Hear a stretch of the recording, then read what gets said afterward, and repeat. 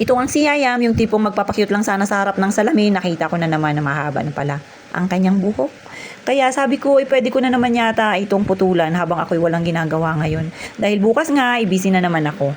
Kaya sabi ko kay nanay, samahan niya muna ako dun sa baba at aming gugupitan. Ito yung aming little boy. Inilabas ko na rin nga pala ito yung kit na aking panggupit at sinama ko na rin itong si Yayam. Ang akala niya nga, mamamasyal lang kami dito sa labasan pero hindi niya alam, igugupitan ko na nga siya.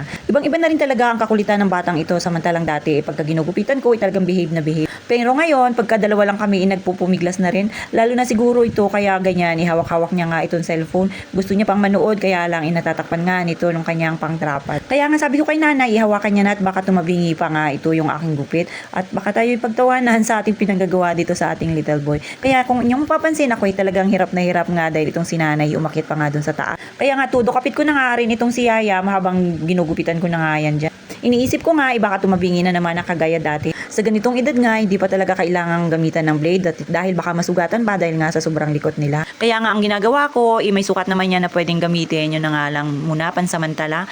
Habang itong aming little boy ay talagang kita nyo naman, ayaw halos na magpahawak na ng ulo niya. Isamantalang dati, ako lang at siya ay talagang okay na okay na. Kita nyo nga hindi talaga may iwanan ang kanyang cellphone. At syempre guys, para hindi na rin umiyak, pinagbigyan ko na nga lang. At yan, ako na nga ang nag-a-adjust dyan sa kanya. Ayoko na nga lang na umiyak siya dahil meron din nga yan siyang nararamdaman. Kaninang umaga kasi, pagising niya, dumiretso nga dito kaagad sa baba para maglaro at magtatakbo-takbo. Kaya yun, dahil nga bata, hindi maiwasan ng kakulitan, ayun, nadapa. At ang kanyang tuko di ang kanyang daliri. Kaya yun guys, ang nangyari, yung kukulang naman niya ay natuklap. Kaya ayan, tamang tiis-tiis lang siya at marunong din naman siyang mag-ingat. Ang kanyang isang kamay talagang laging nakatikom at ang kanyang isang daliri para sa cellphone. O ganun lang talaga yun.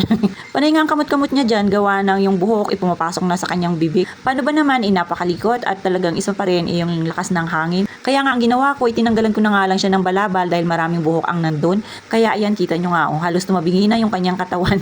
Nagpupumiglas na nga yan siya dyan at gusto nang umalis. Kita nyo, kating-kating na nga itong sinanay. Buti na lang may na-prepare na kaagad na tubig na mainit sa taas at agad namang pinaliguan ito yung kanyang alaga at hindi nga nagtagal. Ipinakain niya na kaagad dahil nga alam namin na matutulog na ito ng maaga. At kita nyo nga, konting laro-laro lang. Ayan na siya guys.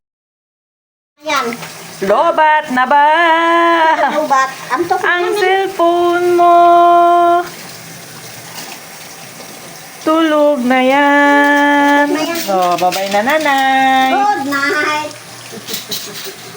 Nangihila na.